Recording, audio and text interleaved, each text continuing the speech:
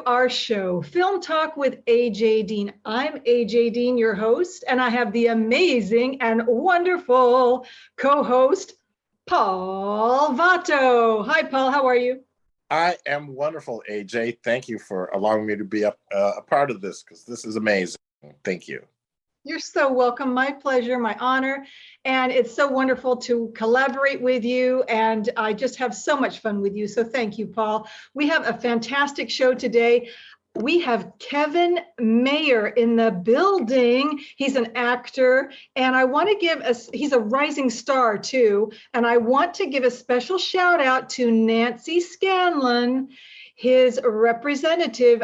We love her. She is from Courant Entertainment, and that is who represents Kevin. Hello, Kevin. How are you? And welcome. Oh, I'm doing wonderful. Thanks for having me. Thank you. This is great. This is great. So we want to say a special hello to Nancy. Isn't that right, Paul? 100%. Yeah, she's wonderful. I'm a big fan of Nancy Scanlon. Me too. Me too. And so, Kevin, let's get right into it. I want to ask you how you got to be represented by Nancy at Courant Entertainment. How did that come about?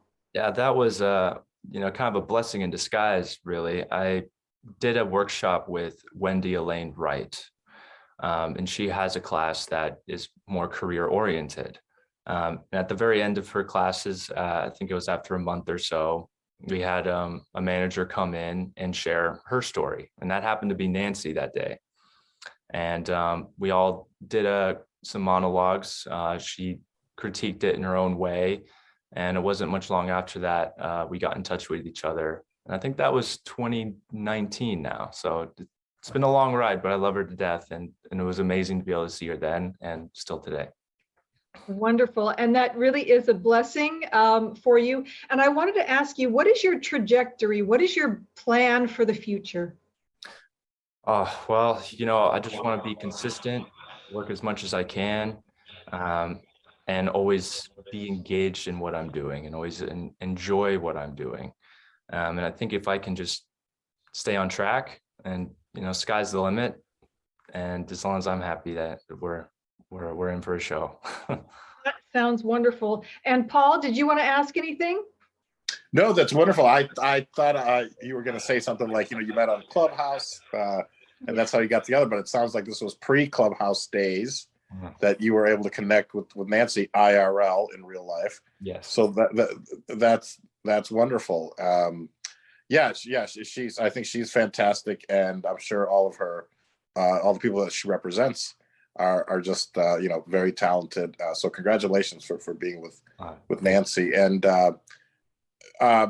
talk maybe a little bit about Wendy Elaine Wright, because I know she has a big program for people that are either new to the industry or for continuing education. Would you credit that for some of your success? Absolutely. Wendy's a good friend of Nancy's, and she's somebody I follow online, and what she talks about and just revolving the industry, but also acting and how your behavior is represented by everything you do. And I take a lot of credit for Wendy, and she's always looked out for me, and I will always look out for her, and I will always support her and recommend her to anyone who's new or veteran in this industry. Absolutely. That's wonderful. And the name of her program again, is it Hollywood? No, yeah, ABC Actors Hollywood. It's something like that. I haven't checked in on it for a while, but yeah, you can find her on Facebook. She has all that information. Yeah, a great community for actors. So that's wonderful. Okay, thank you. Mm. That's so great. Thank you so much for that, Paul. And thank you for answering that, Kevin.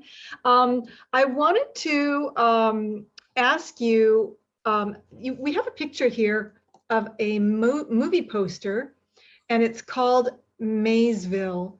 Can you share with us what that's about, what role you played in that, and any fun stuff you want to share? Over to you. Man, that whole movie was fun.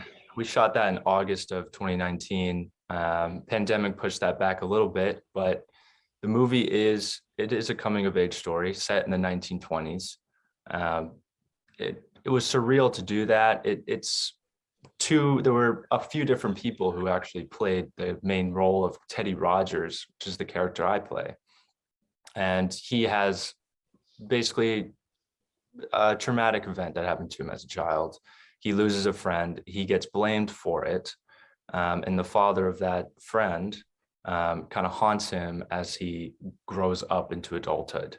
And so this movie really shows him becoming his own person and getting away from family and pursuing a life that is just his.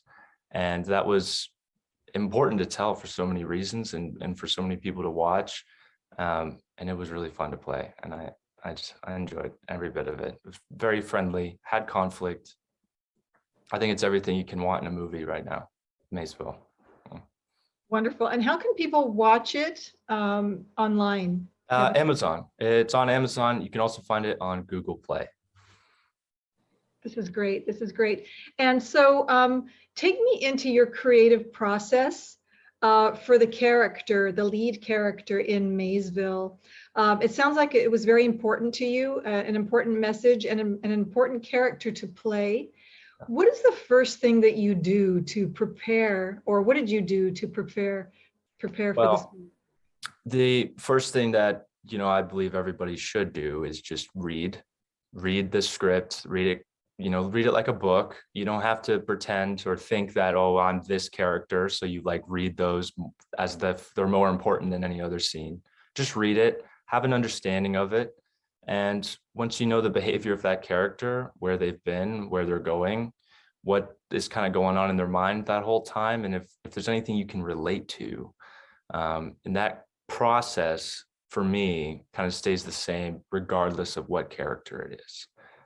Everybody's got a little different, unique path that they take with depending on what character they're doing, but as long as I know that behavior and who that person is, and as long as I have an understanding of it, that stays the same. Sounds like you loved the overcoming and the challenge in this role of coming of age and the development in the character of it. And I'm really excited to check it out. I want to watch it on Amazon TV, right? Yes, please. Awesome. And then Paul, what do you think? That's I love that. What was the budget on the film? I mean, We had a relatively small budget. It was under 100K. But when you watch it, it's more like that between 200 to 500 range, because we had so much support from the community in Washington when we shot this.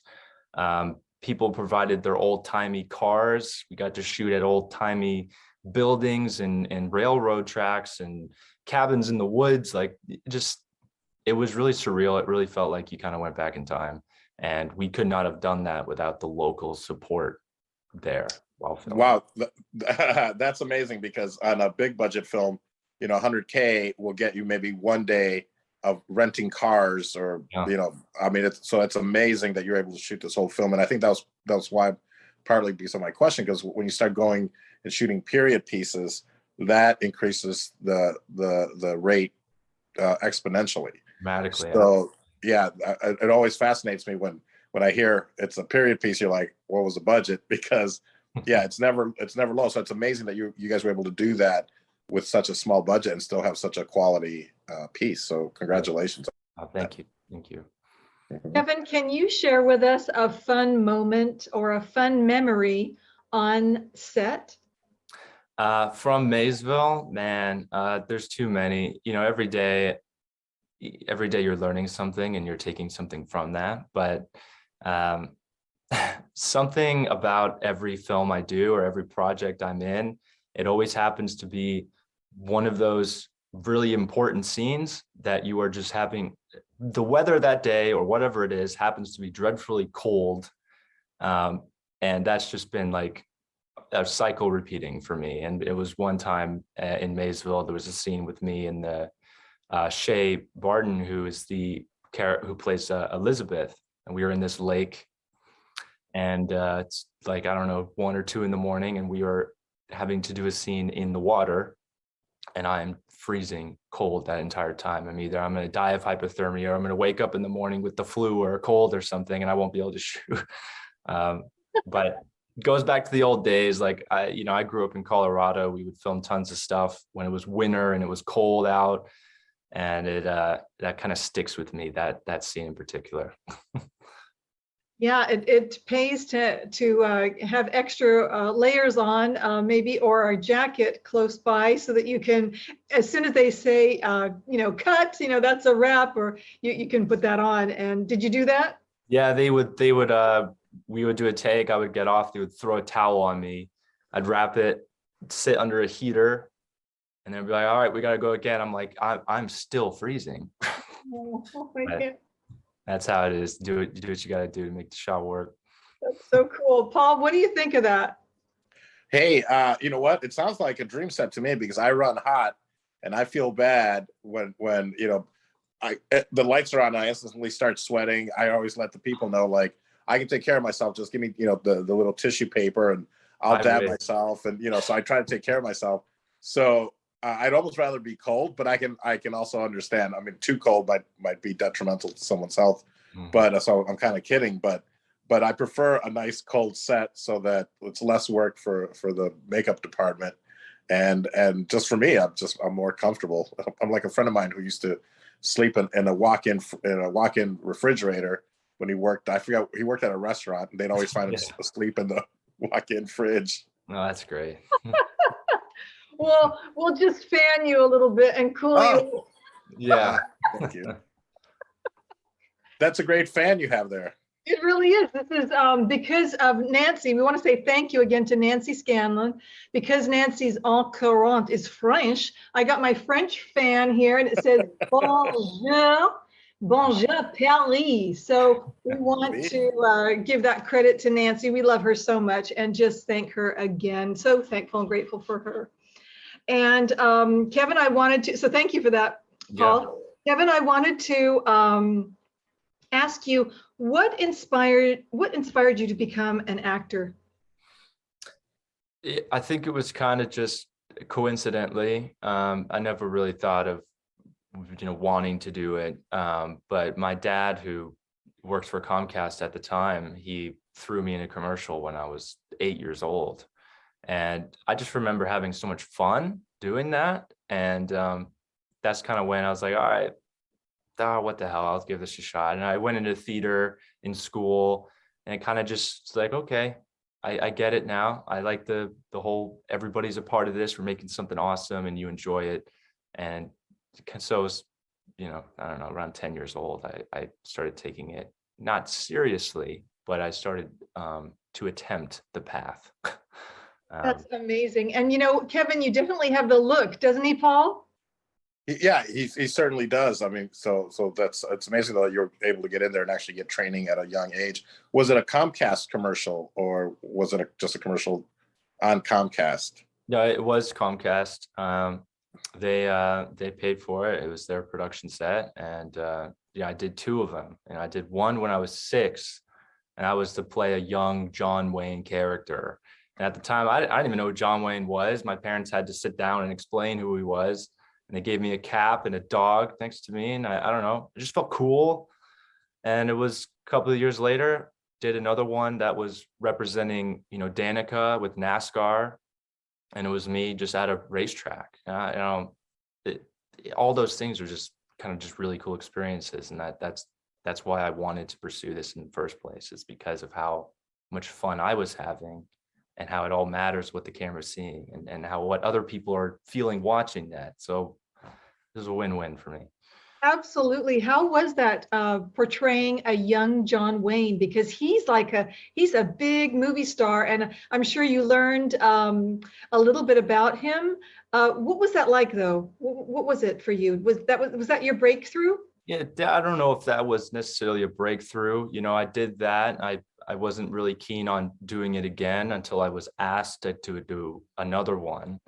But that was something, like, I would go to school and my friends had seen it on TV or whatever, or even people I don't know saw it on TV. I think that's what's more of a breakthrough, was the people you don't know. Hey, I'm so-and-so. Pleasure to meet you. I just saw you on camera on my television in my living room last night. I wasn't even expecting that to happen because I didn't know how this world worked. But to see that was surreal. That was a breakthrough. Absolutely. Awesome. That's wonderful. And what did you think of that? You remember John Wayne, Paul, right? I sure do, Pilgrim. Howdy, cowboy. I mean, he had Yeah, that. but it's funny that they would make a kid, right? An 8-year-old kid. Is that what you said? Yeah, well, I was 6 when that happened. Oh, a 6-year-old kid. Yeah. which was what, about 12 years ago, my friend? Yeah, sure. Okay. Yeah.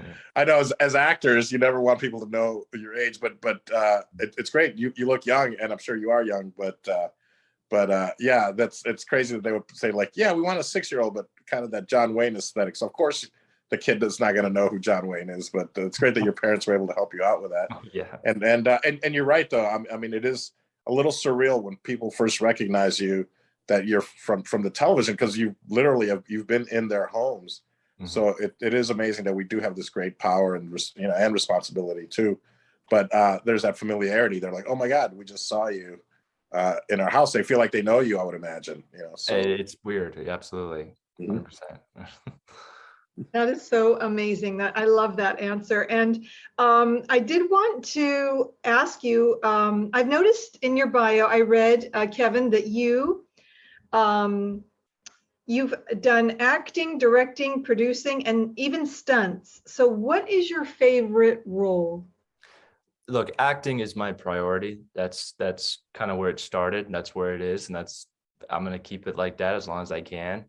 I got into stunts, I think through theater, really. And that kind of took hold in high school. And it was kind of the thing of, me and my friends, we would just, after school, go beat the crap out of each other in a park and film it. But with that kind of comes, I'll put it all on my computer and I'll try and like put something together. And then there's like an editing factor in there. And then you're editing and you're kind of directing because you're the one taking control of this kind of whole process. And then you're producing it because you're supplying everything, and you're putting on all these hats. But I think that's the best way to, if you really want to be committed into any role that you have in this industry, you should have at least a basic understanding of all of them. And to do that and to do stunts, which I still do today, is an amazing thing. And being able to edit something that you've done and like, I can't cut to this angle because I was looking the wrong way. All of a sudden, you're kind of becoming a better actor now because you see yourself in the editing room. And it's a lot of hats that you wear. And, I don't necessarily intend to be a cinematographer. But I do see myself always liking to take a step back and be behind the camera and see what I can create. But acting is first and foremost top priority. Yes. I love that. I love that so much. And, I can tell you have an appreciation for lighting and presentation and, even costume or, just how, how you editing, like you said. So it does really help. Don't you think, Paul? 100%. And it's one of these things where I think, and I'm sure I've brought this up before in other interviews, the appreciation for all aspects of the craft and the projects and things like that. And I, as a business owner, I've always been able to do pretty much every single job that I need to do to make my business run, so that this way you're never left in the lurch, where if somebody doesn't show up, you can still, I'm sure the director can be the DP and they can jump in and almost do anything. And it's good to know every single aspect of the business, because it also gives you a little bit more empathy for the other person, whether it's, the wardrobe person, like, what, maybe you should sit still and don't, just throw everything on the floor, whatever. So it's nice to know, I think, every single job there is to do, because then now, when the cameraman is putting a certain lens on the camera, then this next shot's a medium shot. Okay, you're looking at it, or a close-up, and you're ready. You're like, okay, they're doing the close-up next, as opposed to fumbling around, or you're on camera and you're moving back and forth, and the cameraman has to rack real fast.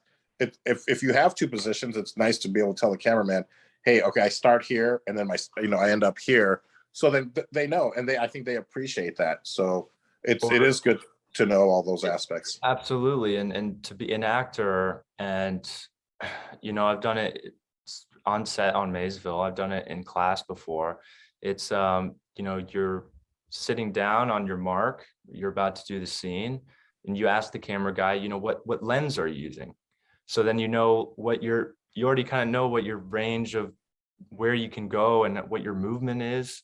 All these things benefit you. And you having a better understanding of that will improve your job 100%. And it's same thing with directing, I know what we're doing.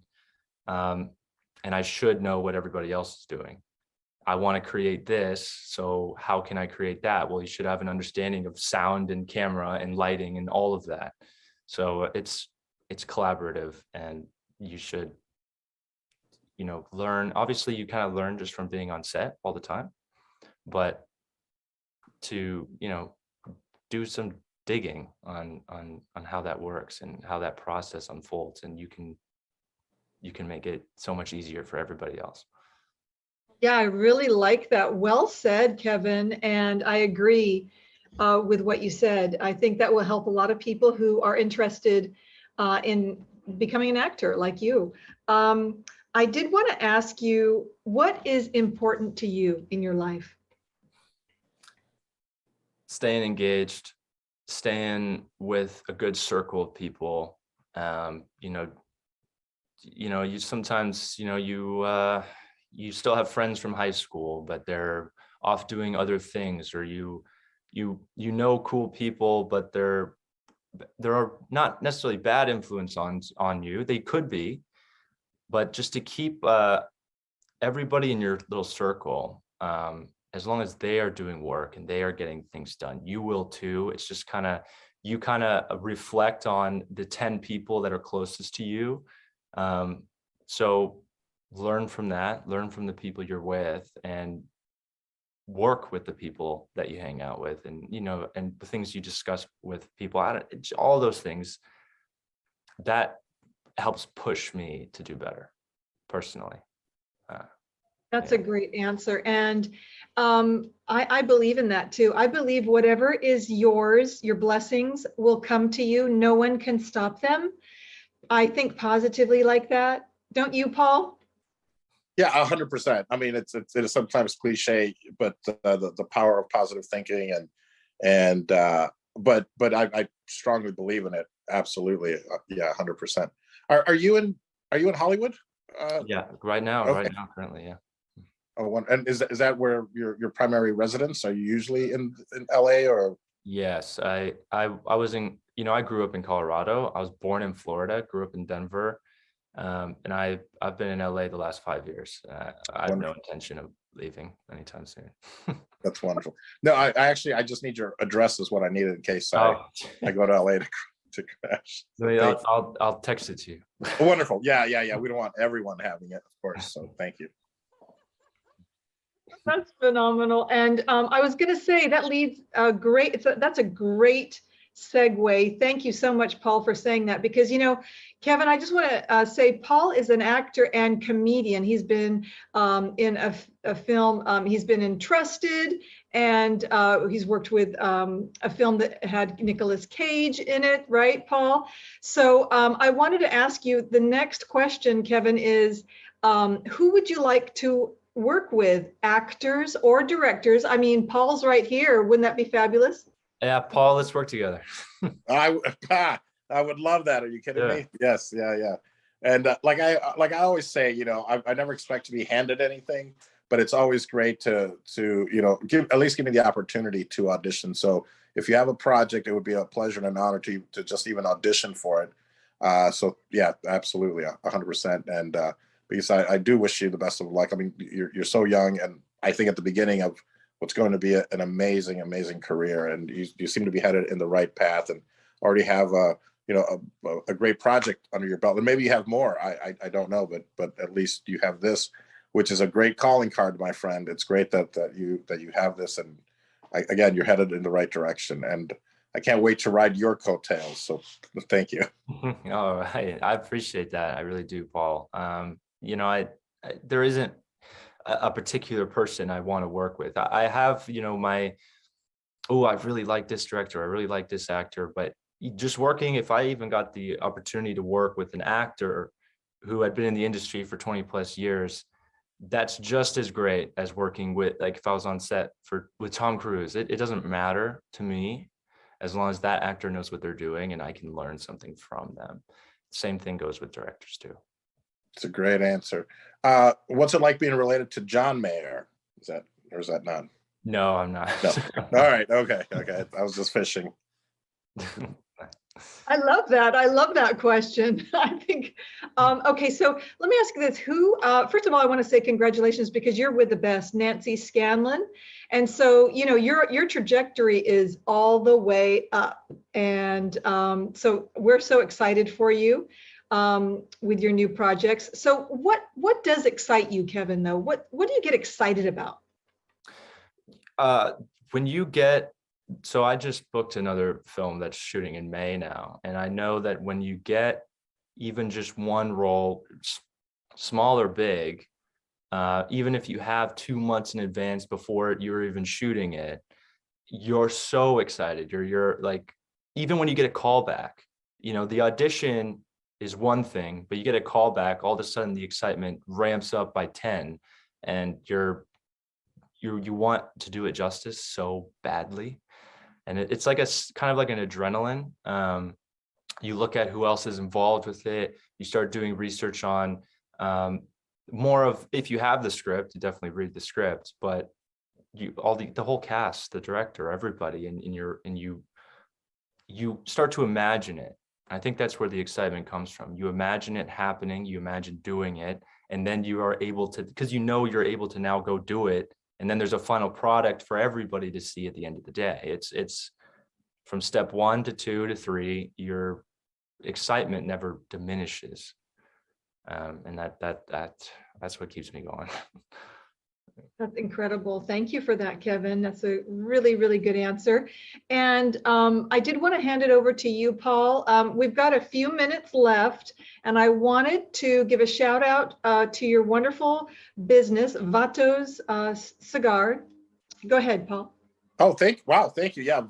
Where is my cigar? Normally I have one that I can pretend to smoke, but yeah, Vato Cigars, vatocigars.com, or, if you go to paulvato.com, you can find all of my social media there, or vato.tv, and you can find me, connect with me across all social media. It's usually Paul Vato or Vato Cigars, but Paul Vato really as the actor.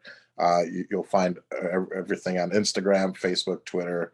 It's all there, and it's at paulvato.com. So I would appreciate that, along with Vato Cigars. And what else? I'm a brand ambassador for Owl, OWWLL. And what else? I'm dropping an NFT, so I will, it'll all be at paulvato.com. So thank you. I appreciate you letting me talk about that. Absolutely, Paul. You're important, and you're very special to us, and we care about you. And I did want to segue back to Kevin and ask, Kevin, do you smoke cigars? No, I don't. Yeah, I have parents that do occasionally. Okay, so you have parents that do, and you never know. In a movie, in the future, cigars may be featured because they create this incredible ambiance of smoke, But yes, I just wanted to. Okay, so your parents do, and if you ever make it to Las Vegas, that's where Paul is. You can definitely check that out. Final words. I want to go over to you, Kevin and Paul. First, you, Kevin. Final words. How can people contact you? That kind of thing. Well, contact me. Definitely go to my Instagram handle, Kevin_Mayr. It's a business Instagram, so you can contact me, find my email there. Nancy's a great way. If you have IMDb Pro, go to that. All the contact info for myself and Nancy is there. My number is nowhere, but yeah, I'm on Facebook too, social media, all around. And your address, please don't forget to give out. Yeah. Yeah, DM me. Yeah. Well, thank you so much, Kevin. You have been an absolute delight. And Paul, over to you. No, this has been such a delightful interview, and I just know that we'll be seeing a lot more of you, and I look forward to maybe doing a yearly interview so that we can keep up with you and see what projects you're working on. And of course, reach out, because I'd be more than happy to support, whether it's a retweet or share on Instagram or whatever. I mean, that's we're all a community here, and we're very proud of you, and it's great to know you and hopefully get to work with you one day. Oh, thank you guys. You too. Appreciate it. Absolutely. Absolutely. Any final last words, Kevin? Over to you. Just it's a pleasure to be here talking to you guys. I've seen some of your other interviews. I like what you're doing. I would love to talk again. And, these are all conversations that can last for days, and doing it in such a short time, it's never ending. And I would love the opportunity to Wonderful. Continue being in contact. Absolutely. Thank you so much, Kevin. Yes, we will definitely have you on again. And we're very excited about your upcoming film projects. You're going to do fantastic. And it's really been such a joy to get to know you, Kevin. You are a superstar in the future. I'm just going to call it right here. You're a rising star. So thank you to Kevin. Thank you to Paul. And I always say until we meet again, but I'm going to say until next time. And everyone check out Kevin and follow him. Bonjour, Dali, we love you, and au revoir, right? We're your biggest fans. So We're your I need biggest. a fan. Take care, Kevin, and thank you so much. Thank you.